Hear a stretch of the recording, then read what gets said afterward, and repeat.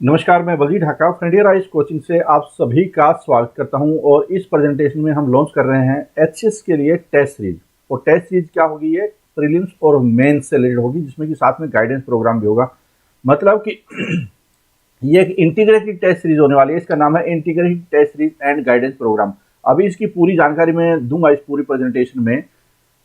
ये उन स्टूडेंट्स के लिए है जो कि ऑलरेडी सिलेबस कवर कर चुके हैं। बहुत सारे स्टूडेंट्स हैं, हमें फ़ोन करते हैं कि हमारा सिलेबस कंप्लीट हो चुका है या हमने ऑलरेडी तैयारी की हुई है, यूपीएससी की तैयारी कर रहे हैं, यूपीएससी का मेंस दिया हुआ है, इंटरव्यू दिया हुआ है, आरएस का इंटरव्यू दिया हुआ है। हमें सिर्फ और सिर्फ टेस्ट सीरीज प्रैक्टिस के लिए चाहिए, प्रीलिम्स और मेंस से रिलेटेड, ताकि हम लोग आंसर राइटिंग की प्रैक्टिस कर पाएँ या हम अपने आप को इवैल्यूएट कर पाएँ कि हम लोगों का नॉलेज कितना है। क्योंकि शुरू से कोई बेसिक चीज करना, शुरू से लेकर इंडियन पॉलिटी पढ़ना, हिस्ट्री पढ़ना, ज्योग्राफी पढ़ना, वो ऑलरेडी हम लोग पढ़ चुके हैं। वो हमारे लिए एक बहुत ही बोरिंग काम है। तो हम क्या करना चाहते हैं? हम लोग सिर्फ और सिर्फ टेस्ट सीरीज करना चाहते हैं। हमारे पास सारा कंटेंट है, सारा नॉलेज है, सिर्फ और सिर्फ टेस्ट सीरीज करना चाहते हैं और आंसर राइट करना चाहते हैं। वो बहुत ज्यादा जरूरी है, मैं भी ये मानता हूँ। इसलिए एचसीएस के लिए टेस्ट सीरीज लॉन्च की गई है। पूरी जानकारी आप लेने की कोशिश करें। अब एक मैं आपको सेंटेंस या सिचुएशन देता हूं, जिससे कि आपको समझ पाए कि एक एक नंबर की या टेस्ट सीरीज की कितनी इंपॉर्टेंस होती है। 200 का पेपर होता है जीएस का, मैं एग्जांपल के तौर पे ले रहा हूं एचएस का। और आमतौर पे जो इसकी कटअप होती है वो 130, 135, 140 इसके आसपास होती है। कुछ बच्चे क्या सोचते हैं कि मैं 131 कटअप थी और मेरा 130 था, सिर्फ एक नंबर से रह गया, और वो बड़ा प्राउडली फील करते हैं किसी को बताने में कि मैं सिर्फ एक नंबर से रह गया या मैं 2 नंबर से रह गया। बाकी एग्जाम भी होते हैं, जैसे एचटेट का एग्जाम में 90 नंबर चाहिए होते हैं, वहां पे कई बच्चे 87, 88 लेते हैं और फिर वो बोलते हैं कि मैं तो सिर्फ 2 नंबर से रह गया। मतलब ये नहीं है कि वो फेल हो गया, 2 नंबर से रह गया। जो बच्चा सिर्फ भले ही 0.25 से रह गया हो, वो 0 है इस एग्जाम के मामले में। हो सकता है वो जिंदगी के दूसरे जो मुकाम है बहुत हासिल कर ले, बहुत बड़ा बिजनेसमैन बन जाए, बहुत बड़ा सिंगर बन जाए, लेकिन जहां तक सवाल है कंपटीशन एग्जाम का, तो अगर कोई क्वालिफाई नहीं हुआ है तो वो 0 है। मतलब कि उसको दोबारा से सारी कुछ करनी है। Those who think just one better luck next time, वो कभी भी जिंदगी में सिर्फ एक नंबर का एहसास नहीं होगा जब तक कि उनको वो जिंदगी में इस तरह के एग्जाम क्वालिफाई नहीं करेंगे, सिर्फ भले ही बाकी किसी फील्ड में वो कितने कामयाब हो जाएं। अगर आपका टारगेट एचसीएस है तो आपको एचसीएस या किसी कोई कंपटीशन है तो आपको एक एक नंबर की इंपॉर्टेंस समझनी है। और ये विचारधारा कि मैंने तो वो चीज पढ़ी थी, बस उसका एक नंबर ज्यादा आ गया, मेरा एक नंबर कम आ गया, बस। भाई बस नहीं है, ये बहुत फर्क है। Those who think just one mark और इवन 0.2 मार्क इज मेक और ब्रेक। लेकिन जो बच्चे ये समझते हैं कि यार एक एक नंबर बहुत ज्यादा इंपॉर्टेंट है, और एक नंबर के लिए देखो 200 नंबर का अगर पेपर होता है, 200 का पेपर होता है ना, तो 200 में से 100 तो बिना पढ़े भी आ जाएंगे। 110, 120 के आसपास आप थोड़ा बहुत पढ़ लेंगे तो भी आ जाएंगे।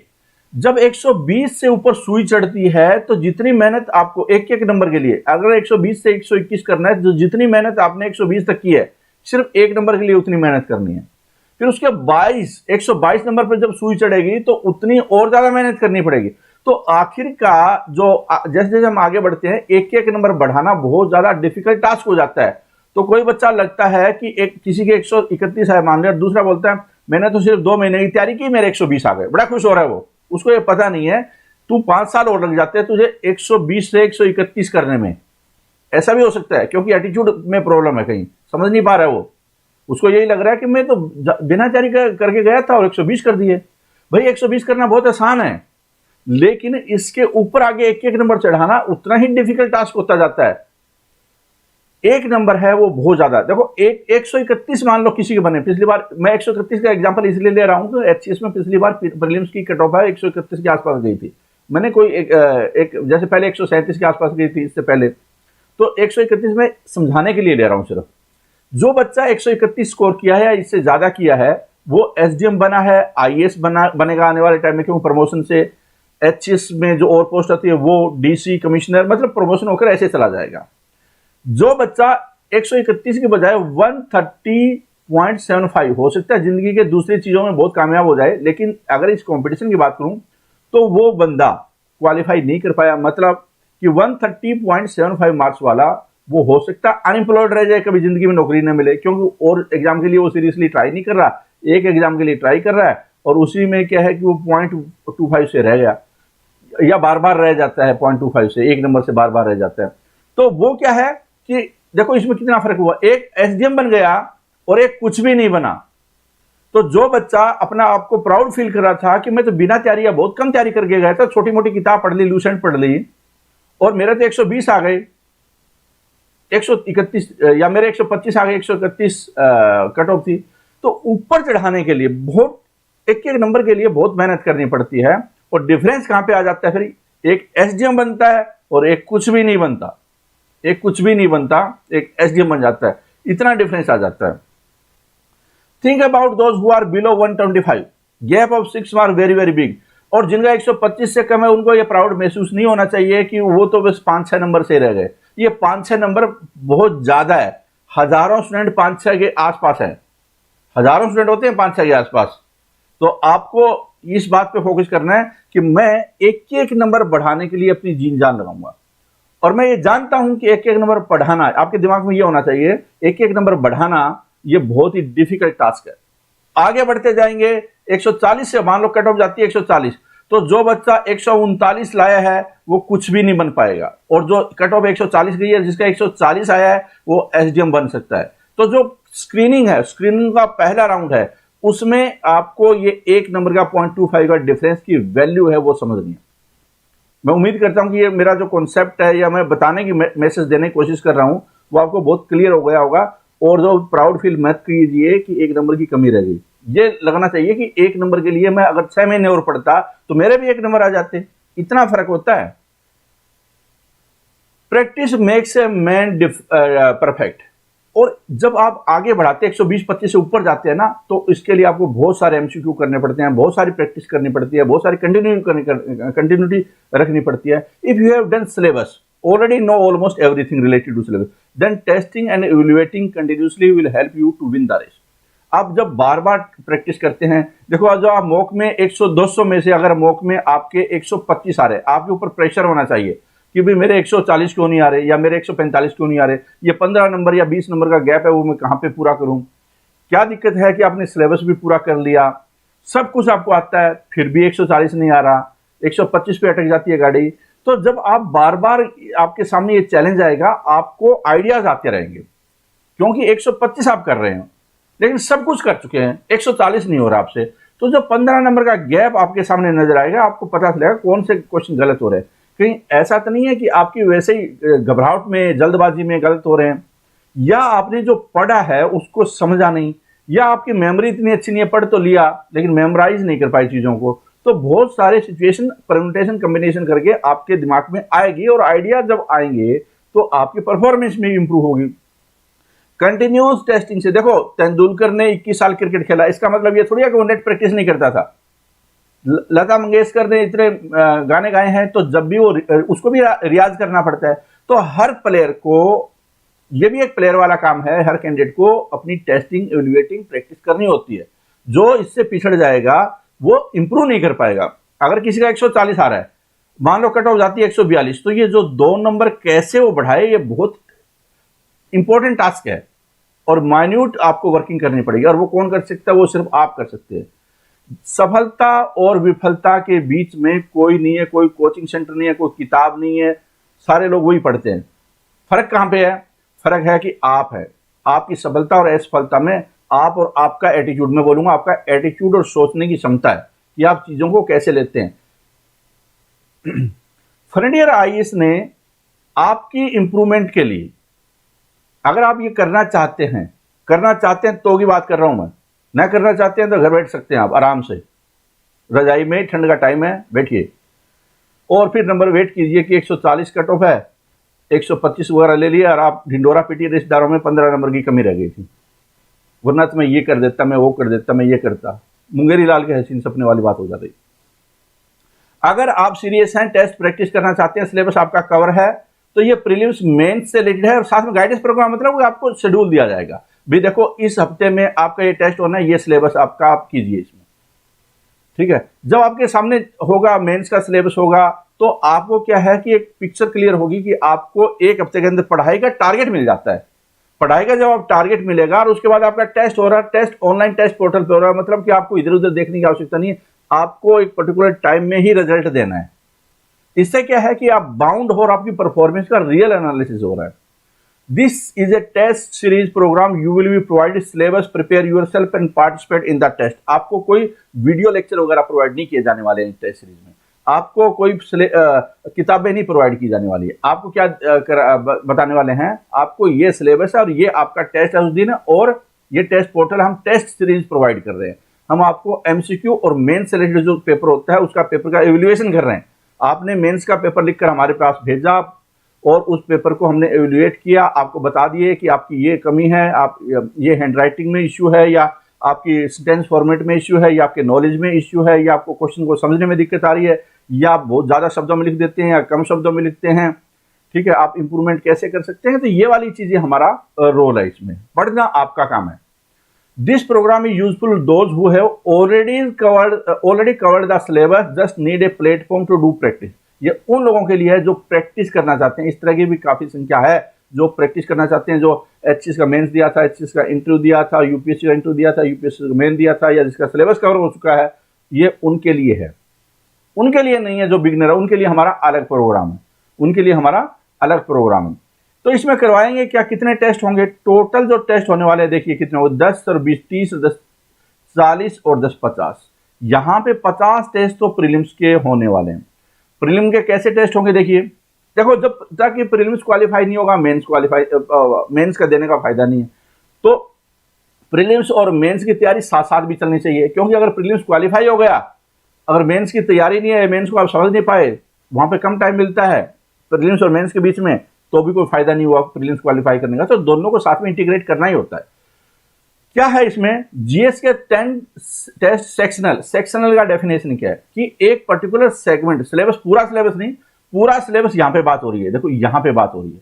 ये क्या है कि कुछ पोर्शन, क्योंकि पूरा सिलेबस अगर हम एक वीक में दे दें आपको, क्योंकि ये 4 महीने में हमें कंप्लीट करना है प्रीलिम्स और मेंस की, इसका मतलब क्या है कि आपको धुआंधार टेस्ट देने और तैयारी करनी है। टेस्ट कब देंगे, जब आपकी तैयारी होगी, और तैयारी के लिए कि आपको टारगेट दे दिया गया कि इस वीक में आपको ये करना है, ठीक है। तो ये देखिए यहाँ पे 10 टेस्ट होंगे सेक्शन का मतलब कि जैसे पॉलिटी का इतना पोर्शन है, हिस्ट्री का इसका इतना पोर्शन है, मान लो 2 सब्जेक्ट का करना है या 3 का करना है, तो इस तरह से आपको एक लिमिटेड सिलेबस दे दिया जाएगा। कितना, लगभग 10% सिलेबस, क्योंकि 10 अगर सेक्शनल टेस्ट है तो सिलेबस को मैं 10 भागों में बांट दूं, यही मतलब हुआ इसका। तो जब 10 भागों में बांट दूंगा, एक जितना सिलेबस होगा उसका 10% आपको तैयार करना है। आपने ऑलरेडी किया हुआ है, तभी तो आप टेस्ट दे रहे हैं ना, ये उन्हीं के लिए ये प्रोग्राम भी, ठीक है। ऐसे करके आपका 10 टेस्ट में हो जाएगा। उसके बाद 20 फुल लेंथ टेस्ट होंगे। 20 फुल लेंथ का टेस्ट का मतलब यहां पे भी एक टेस्ट में 100 क्वेश्चन होंगे और यहां पे भी 100 क्वेश्चन होंगे। ये पूरे सिलेबस से क्वेश्चन होंगे, और ये क्या है, एक 10% सिलेबस से 100 क्वेश्चन होंगे, ठीक है। तो उम्मीद करता हूं ये बातें दोनों क्लियर हो गई। पेपर हिंदी में भी होगा, एमसीक्यू फॉर्मेट है ना, ये हिंदी में भी होगा, इंग्लिश में भी होगा। जो चीज आपको ठीक लगे, मतलब जिस भाषा में आप देना चाहते हैं वो आप दे सकते हैं।